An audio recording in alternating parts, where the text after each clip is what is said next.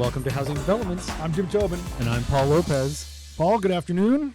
Good afternoon. Wow, Good, so formal Good already. afternoon. That's right. Back in our abode. Back in the studio, back from Palm Springs, back from our fall leadership meeting. Yeah, good meet. It was a great meeting. Members were in a great mood. Yeah. A lot of positive vibes coming out of there. And, it was a nice, compact, short meeting. And the feedback from the members that delivered a lot of content in a short period of time, which we hear is really important. Get in, get out, right, and get back to their businesses, their families, their lives. Yeah, because there's a little worry about the locations, but everyone all that disappeared once we started getting into the business of the association. Right. The resort was nice. Palm trees, pools, the mountains in the distance. If you could see them through the dust, it wasn't blazing hot out there. So it was. I think by all accounts, everybody enjoyed the week. Yeah. No, absolutely. We had new home sales yesterday. Right. Look, it was the numbers we expected, right? Down 8.7 in August. That's the month that we really started seeing that 7%, mortgage rate really kicking in for the full month. So not too surprising, but it was the weakest rate since March. At 675,000 annualized rate. So not fantastic, but again, not surprising. But it's really showing how interest rates are really, kicking this in the butt. Yeah, and we know that we know the Fed paused, right? So we know that there's anticipation that the October meeting or November, they're going to be November meeting. They could go up one more, another quarter point, maybe. Yeah. It's a little split right now in terms of that, but but and quite honestly, talking to Dietz, Dr. Dietz. Dr. Robert Dietz. We'll probably look at the September numbers and we'll see them just as weak, if not a little bit weaker. Yeah. So we're in for a bit of a tough stretch here, right? It seems like it, right? I mean, we're looking at the bond market. Dr. Dietz. Dr. Robert Dietz. Not kidding you, folks. Every time we just call him Rob or Dietz, we get letters from him saying, "Please stop." It's Dr. Dietz. He was looking at the bond rates. 6.5 seemed to be kind of the spot of whether or not he felt that the rates would actually stay the same or maybe dip a little bit. Unfortunately, that number went kind of shot over that 4.5 and hit 4.6%. Yeah, right. So between that and apparently oil, oil's high, almost $100 a barrel today. Right. That's putting a lot of pressure on the bond market, which just means it's going to be more expensive to borrow. Right. Yeah, not surprising. We know we're in for, like I said, this tough stretch. Yeah. We'll just have to wait for the next numbers come out. Everything's kind of trending with HMI, right? We know it's gonna be a sag here. But interestingly, you talk to the members. Obviously, we were on a lot of them last week. Sure. And they're still optimistic. They're still seeing sales. They're still working hard. The demand is still there. So it's a weird market. Yeah, I mean, it's kind of like what we talked about in the last podcast. Short term, it looks great for our guys. It's just not sustainable. Right. So, speaking of not sustainable, and you know where I'm going with this. Yeah, I do. Let's talk about what the government, particularly the House and the Senate, are and are not doing. This week.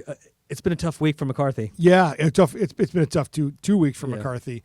Still trying to get 4 appropriations bills, and largely usually they're the easiest ones. Homeland Security, defense, vets, right? I mean, those are that's the low-hanging fruit of the appropriations bills. Yeah. And still can't get them over the hump. The conservatives, there's about 10 or 15 of them. They're really holding things hostage right now. They're not going to support a continuing resolution to keep the government funded after September 30th. Right. And that's going to have some implications, for if you're a federal worker, that's going to have implications for you. But more importantly, I think we are going to see a little bit of a squeeze on the housing market. Yeah. We sent a letter out this week. That's right. Particularly about flood insurance. That's the biggie right now that we're looking at, right? Yeah, so the National Flood Insurance Program is authorized through September 30th. It's been hitching a ride with the continuing resolutions and appropriations bills for years, essentially. Well, every time we get to these deadlines, and we're looking at a government shutdown, that means the flood insurance program will also lapse, which means new policies will not be written. That means if you're waiting for a new policy because you just bought a home or you're buying a piece of property and you need flood insurance, those are going to get delayed. And so we're talking maybe 1,300 closings a day could be affected by the government shutdown. Now, that said, despite what looks like an inevitable shutdown, we are backing a piece of legislation that's been introduced by Senator Kennedy from Louisiana that would extend the flood insurance program absent a continuing resolution to fund the government, would keep NFIP moving for 3 months. And so that would be good. We support it. We're actually going to key vote that piece of legislation, and we're optimistic that both the House and Senate will move that expeditiously over the next couple of days to avoid those lapses. Yeah, I mean, I was looking at a map of where there have been claims for flood insurance, and Florida, obviously, Louisiana, the coastal towns. Sure. But it's basically, I mean, the map was basically blue sections of everywhere that there's been a claim. Everything east of the Mississippi River, it was basically all blue. Yeah, it's been red. Crazy. I mean, think about the flooding earlier this spring in Montpelier, Vermont, and so.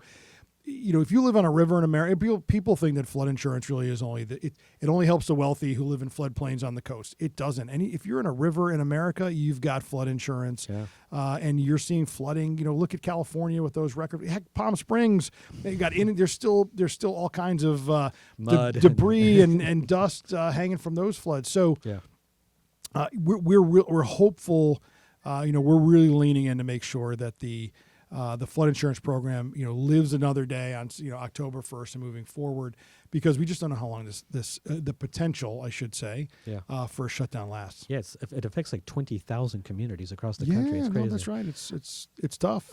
Okay, so we've got flood insurance, but I mean, a shutdown in general is just not good right now for housing or anything else. No, I mean, macroeconomically, a short shutdown, we've had them before. Right. Everybody kind of shrugs it off. It seems to be it's business as usual every few years around here. Yeah. But a prolonged shutdown. We had 3 weeks in 2018 with President Trump, 19, right? That was pretty long by all things. This could go longer. Yeah. And we really don't know what the macro effects are going to be, but it can't be good, right? Especially for a housing market that's trying to find its footing in whether it's the bond market. Whether it's interest rates, we don't need this. I think it's kind of an unforced error here. Yeah, no, absolutely. Most of the spotlight has been on the House. The Senate, anything better? Senate's trying to move a bipartisan CR. They're going to make some changes to it, but they're going to send something over to the House and really put the ball in the House's court. I don't think that helps. I don't know what the end game is right now. How much pain there? It's political pain we're talking about because the economy will soldier on, and while there may be some. A little bit of consternation in impacts. The idea is what's the end game here, and I don't know if anybody knows yet. Interesting. Do you think this is something that comes up in tonight's debates with the Republican Party, or do you think that gets kind of set aside? I hope so. I mean, these candidates are trying to be the leader of, in this case, the Republican Party, and presumably from the White House if they win. Right. These are the kind of things you're going to have to face every September 30th. They're going to have to face these kind of issues, and how would they lead the Republican side in these instances? So, yes, I really do hope it comes up tonight. But, we'll see. God, they shouldn't shrink away from these. These are big issues.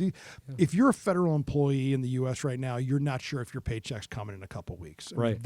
I don't know how people would live with that, right? Imagine you're a federal employee and you're trying to make a mortgage payment. You're trying to make a car payment. Heck, maybe you're trying to buy your first home right now.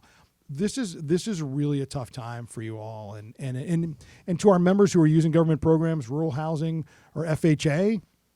If you're in the midst of using a loan there, getting a close on something, HUD Secretary Marcia Fudge has said it's going to slow down, if not stop, these transactions. So there's real impacts to our members. Yeah, I mean, because you're not just talking about federal employees, you're talking about like federal adjacent as well, right? That's right. Hotels by the national park, all those people who expect, to have tourism and everything else kind of wipes out. Yeah.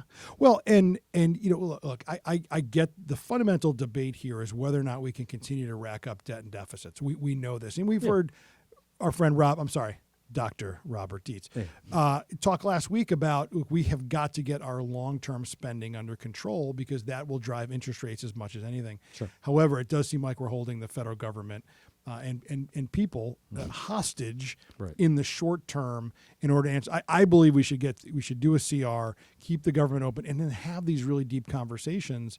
But from the conservative side, they think that they've got to have a hostage, right? The question is from the great question brought on by Keanu Reeves in Speed is, do you shoot the hostage? So Nice. yeah, thanks. So this is an unfair question, but I'm going to ask it anyway. Thank you. Yeah. So how long do you think that this shutdown happens, and what will be the catalyst that ends it? So that's maybe two questions. I think it's at least a couple of weeks. Okay.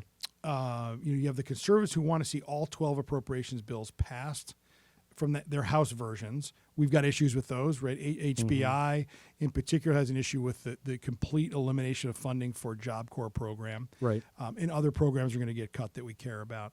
They want to see all 12 go first. And then are they willing to let a CR go? Because all of those bills are DOA in the Senate. Right. Right. So that's the thing. Like the political reality is such that we have bifurcated government, divided government, and you're going to have to work with the other side, not only in the Senate, but then you've got to get a bill to the president's desk. The president then has to sign it. And so I think the political realities are going to mount pretty quickly for those who are opposed to this. Is there some short-term wins they can get to claim victory? I always believe in an off-ramp. You got to give the conservatives some victory where they can go home and say, I stood by my principles. I didn't give in. Or Kevin McCarthy has got to go to the Democrats and just blow off the 10 or 20 conservatives and go after Democratic votes. He doesn't want to do that either. He wants to look like he's driving the bus. Right. And I was going to ask you that. What do you think the likelihood is that it will rely on the Dems to help McCarthy push this? I believe that there will always the Republican majority is only 4 votes, right? So he can only, or 5, but he can only use 4. I believe at the end of the day, there's always going to be 4 votes that will never, 4 members will never vote for a CR. Right.